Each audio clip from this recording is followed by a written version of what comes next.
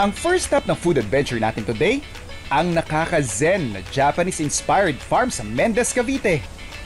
Kung saan nakahuli tayo ng mga fresh na hito. Ito na yung ating ihawan. And dito mismo, dito sa paligid na to, dito tayo nakahuli ng kanilang hito. Ito yung main protein natin, pero kasi may isang technique yung mga kababayan natin, iba't ibang parte ng Pilipinas, na para daw hindi mas maging malansa ang hito kapag inuulam, is pinapadugo talaga ito. And then, na-encounter ko yung isang tip from a hito farmer. Nag-aalaga siya ng hito. May technique daw silang ginagawa para hindi ka na magantay ng matagal, para matanggal yung medyo lansa na meron sa islang ito. So, magsislit ka dun sa gilid. And then you're supposed to get parang tipak dito ng dugo. Ayan.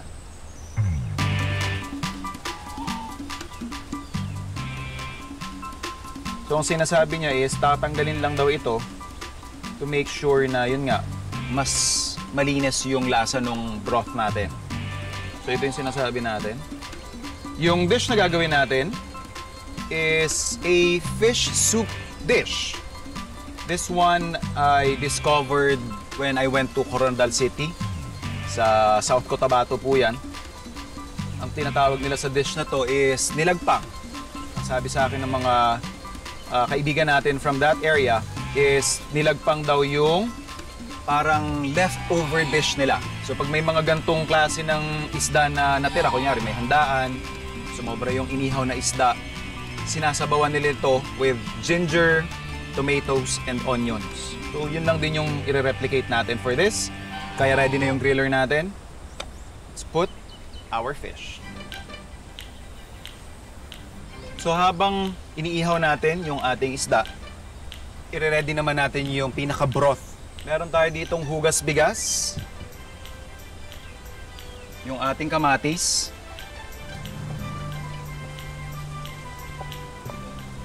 lagay lang natin yan sa ating broth, and then yung ating ginger,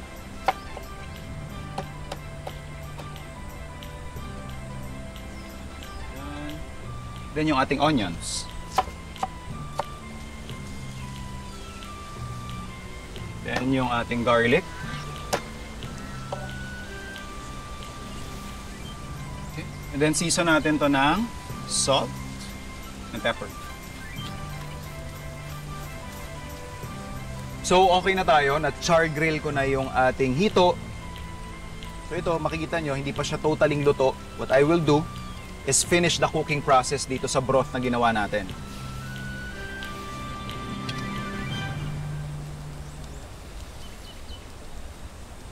What's good about this dish is makikita nyo there's plenty of room para magsahog pa kayo ng kung ano mang gulay ang trip ninyo. May nakita tayo dyan kanina na dahon ng sile. We could add that. So kanina, tinikman ko yung broth natin nang wala pa yung isda. So medyo walang depth yung lasa niya. Ngayon na nilagay na natin yung ginrill natin na isda tapos may dahon pa ng sile. Ayun yun. Nagkaroon ng umami, nagkaroon ng iba't ibang complexities doon sa dish natin. May bahid ng konting pait. Very subtle lang. Pero yun nga, ang nangingibabaw sa palate ko ngayon is yung umami. At yung medyo maasim-asim ng kaunti from the kamatis. Pwede tayo mag-serve?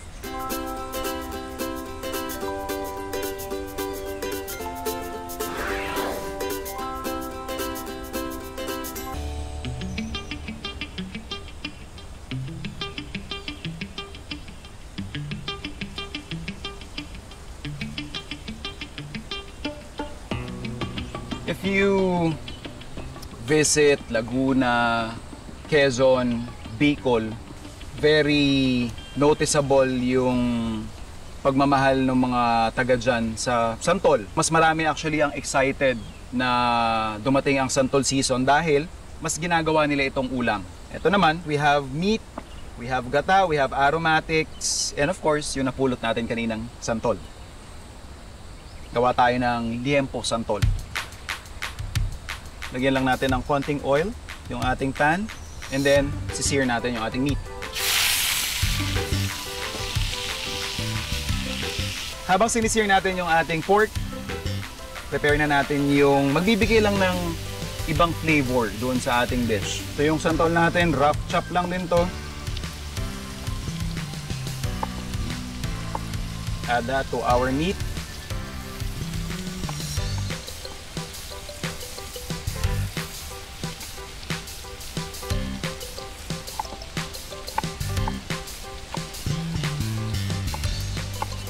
Ginigisa dito.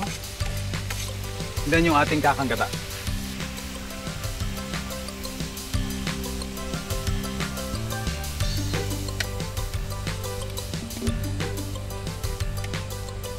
Season natin ng alamang or bagoong.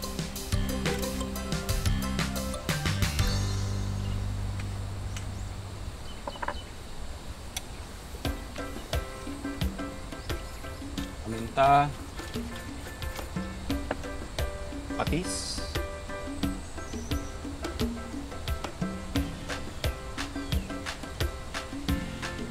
At konting asukal.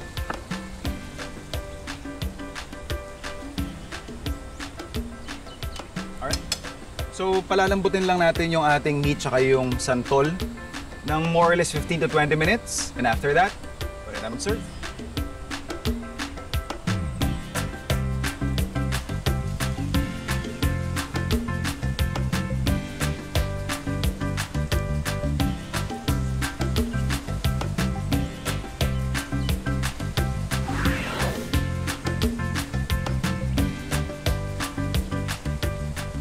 Yung pagkakaluto ng hito, nawala yung lansa.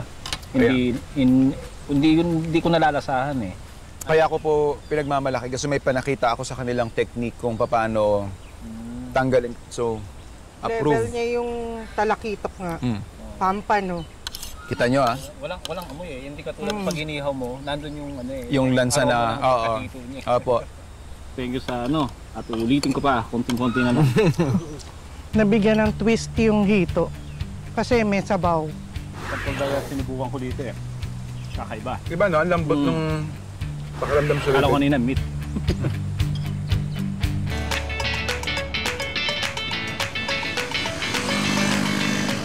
Kung may plano ang tropa niyong mag-road trip sa bandang Tanay Rizal, isa sa pwede ninyong puntahan ang kabubukas pa lamang na spot na ito na na-discover namin sa area, ang Maybells Hotel and Restaurant. Actually, the Maybells is like a boutique and restaurant, cafe, function, and eventing. So we have a sky bar on the 4th floor po. Dito, makakatikim ka ng mga sobrang pamilyar na mga dishes na may very local na touch. At huwag ka, binibida rin nila dito ang ilang mga dishes na di natin masyadong kilala. Gaya na lang nitong ibinahagi sa akin ni Chef Erin na bayuko. Napakasimple lang po. It's like, Yeah. in Tagalog, it's like ginataang kuhol. And that's all. So yung sourcing po ng bayuko is from the Dumagat? Yes po. Actually, napakasimple lang niya, no? So, Okay. so gisa lang po natin siya. So, next po is, of course, the shell na po. Ito po yung tinatawag natin na bayuko. Actually, kahit saan po is makikita to, chef eh. Chef, na-boil ko na po siya. Napakuluhan ko na po Na-blanch siya. na ito. Na-blanch na po together with the ginger din po. Alright. So, yun po siya. Pakuluin lang natin siya. 10 to 15 minutes until yung kanyang mga liquid lumabas. So, ganun lang po din siya kabilis lutuin. After that, chef, we will put on the... Ito na po. Kakanggata. Kakanggata. Yes po. Ito na po natin dyan. Ito po the patis na, chef. So yun yung parang pinaka-seasoning natin dito, Apo. fish sauce, ano? Ito na po, malunggay. Malunggay. So, the ginger, and then the gata, and the shell. So, yun po, din lang siya maglalaro yung lasa po. Alright. Bukod sa bayuko, syempre tinikman ko rin ang ilan sa mga pinagmamalaki nilang bestsellers. Starting with their appetizer na fried mushrooms. Dreads by corn flour, and after that, you have to fry. After that, crispy na siya, sir. And then, of course, yung atin lang, yung naiba lang siya just because for the vinegar. The Mabel Special Suka. Panalo tong kanila. Appetizer nilang mushroom. Grabe. Hindi ko namunahin ko eh. So, we have the chicken binakol. Actually, it's like a tinola. But on the other part, naiba lang siya kasi from the tinola, it is with the coconut water ang ginamit and the coconut itself. And some chicharon on top and garlic. Native. Good job.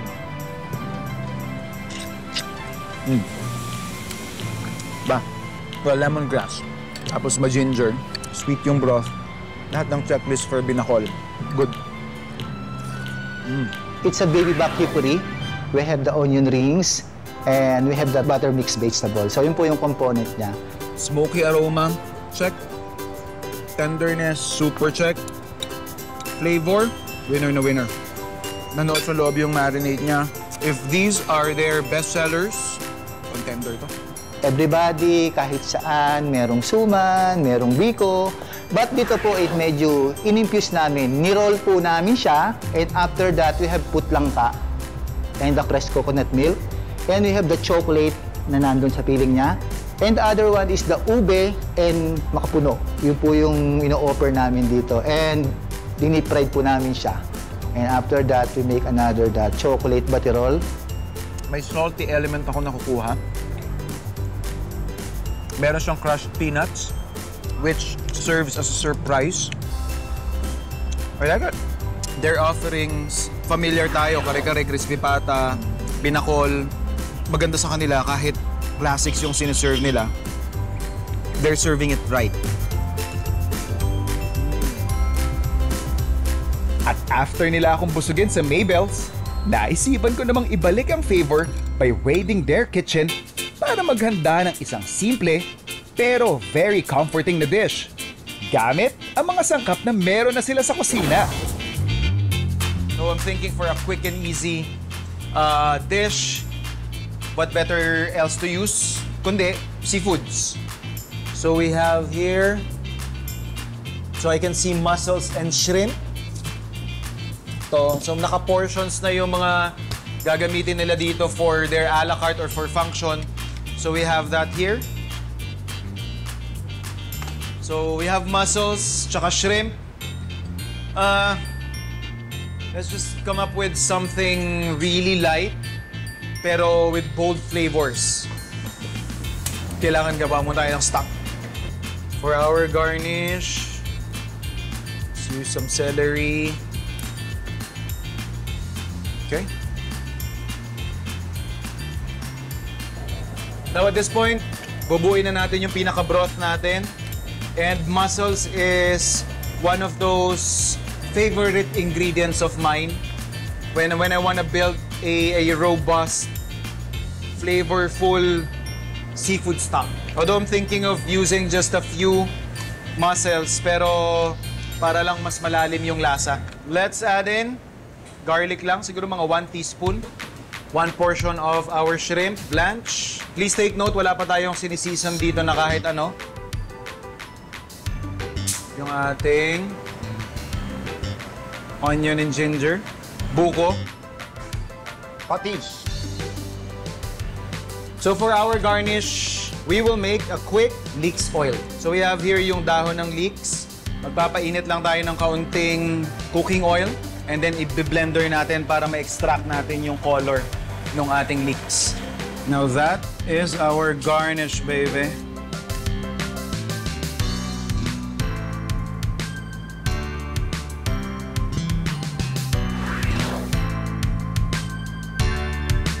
Chefs, please dig in. Okay. Our simple comfort soup. Comfort soup. Gulat ako may buko. Very light, no? Yeah, very light, very clean. Hinuya mo siya. Naramdaman mo lasa niya. You have the bite of the... Yeah. So, Chef, ito pong green, it's Leek oil. liquid. Wow. Yeah. So, that's why pala naamoy ko. Ang bango. You have a bite and then the flavor. Yeah. Pasado ba yung niluto Super. natin? Super approved. Super approved, Chef. Nice. Very Nakachamba na good. naman tayo. from Mendez to Tanay. Ngayon naman, susugod tayo sa May Paho Public Market sa Caloocan. Dahil oras na naman para humarap sa challenge ng Rap sa Ruleta. At ang bisitang makikigulo sa atin ngayong araw, ang mommy vlogger at certified foodie na si Nanay Jeka. Hello, Food Explorers! Ako si Nanay Jeka at 4 years na ako nagbablog about food, travel, and motherhood. Can you do the honors of spinning our ruleta? Yeah. Ano kayang bibigay ni Rap sa ruleta? Ano bang foods? Nanay Jeka, ang Ayan na. pinili sa atin ng Rap sa ruleta ay seafoods. Nako, paborito ko yan. So ano kayang method of cooking yung ibibigay sa atin ng Rap sa ruleta? Sige nga, Game Nanay na. Jeka, game. Okay, go! Whoops, Stew. Pagaya nung sabi mo, mahilig yung family mo sa stew, may sabaw. May sabaw. So seafood na may sabaw. Mamamalengke muna tayo, syempre. Oo naman. Ang dami pa namang pwedeng bilhan. Maraming options. Nasa likod lang, oh. Ayan, tara. Sama kayo. Go! Let's go. Ito yung tahong. Sige, pahingi nga ako tayo ng kalahati. Galing naman ni ma'am. Saktong-sakto. Sanay na sanay Yes. na eh, no? So, seafoods, let's put siguro mix. Magkano dito, sir? Ano po, 350 po kilo. 350. 370 na lang. Opo. At this point, siguro hipo na lang.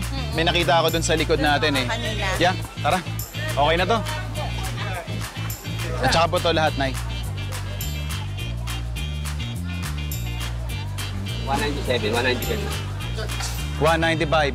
Okay, Doc. Okay, thank you po.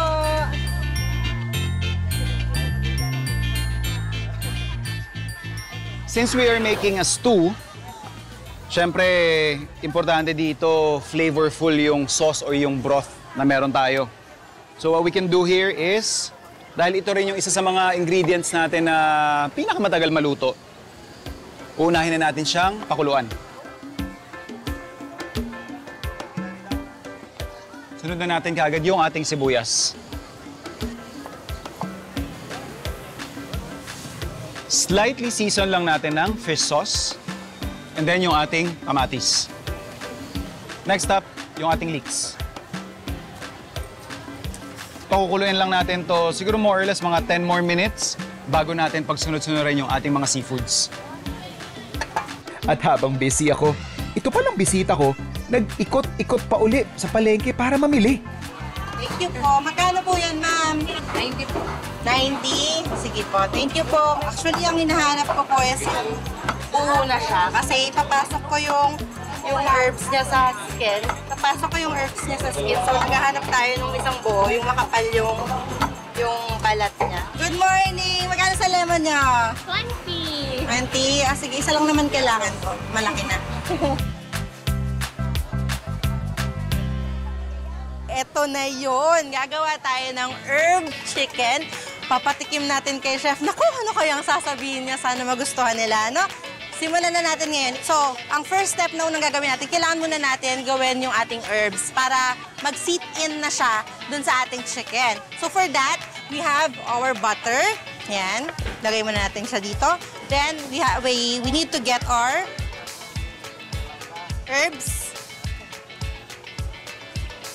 Yan. Kuha lang tayo ng 2 tablespoon. Kailangan actually mas madami, mas maganda yung herbs natin kasi mas magiging malasa siya. Ngayon, if you have time, ang gawin nyo ay i-let it sit for overnight. Mas masarap yun, mas maganda yun. Pero if you have limited time, like you only have 30 minutes, pwede rin naman yun. Basta make sure na naka-room temperature na po yung ating butter para madali siyang i-mix together. Ngayon, kung sobra yung magagawa nyong ganito, pwede actually. Ang ginagawa namin sa bahay is 2 to 3 na butter, tapos i-freeze namin siya. So pag meron na kayo nito, uunahin natin yung paglalagay na sa chicken para kumapit na agad yung lasa niya. Yung mga area na yan, dyan natin papasukan. Kahit gano'n naman kadami, kaya kayo na yung bahala. Okay na to sa loob ng chicken. Ipasok na natin siya sa loob. Ang gagawin natin, imamassage natin siya papunta sa loob para makapasok siya doon sa kaloob-looban ng chicken natin. Yan. Let it sit lang muna dyan. Mamaya, ipa-fry natin sila. Lagyan na rin natin siya ng lemon. Tapos, hayaan lang natin siya dyan habang pinaprepare naman natin yung ating mga gulay. Ayan. Para may pop-up color, orange tsaka green. Char. Yung onion, last ko rin hinihiwa kasi naiiyak ako. Hindi ko alam sa inyo, pero ako last ko siyang hinihiwa talaga. Hanggang ngayon, hindi ko pa rin kaya yung ng onion. So, lalagyan lang natin ng oil. Huwag po nating super hot kasi nga masunog agad yung balat. So, okay na po yung mainit lang.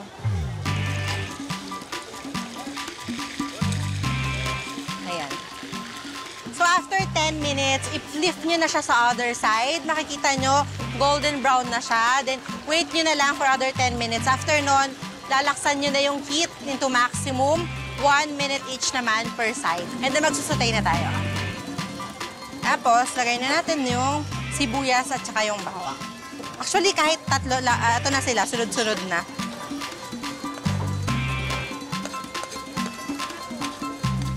Yan.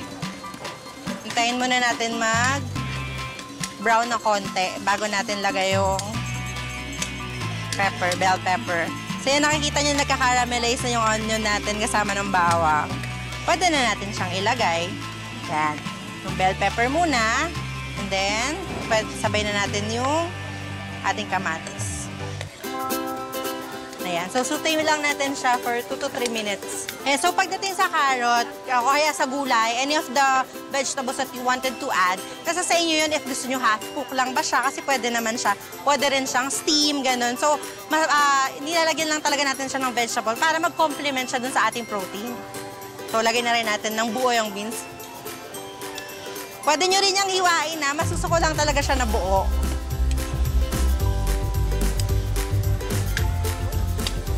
Ayan, makikita mo, ayan o, okay na siya. Diba? Luto na both carrot and beans.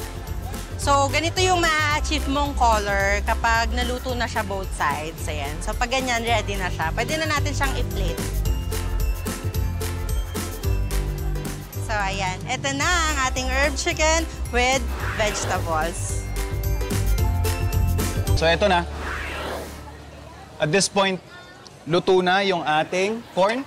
Sunod na natin yung ating alimango. So, okay na yung ating crabs.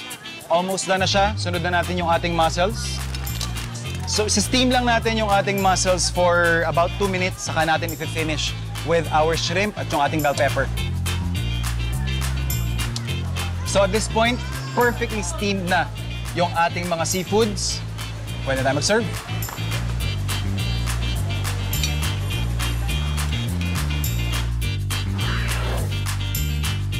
Galing mismo sa rapsaroleta natin, yung ating seafood stew.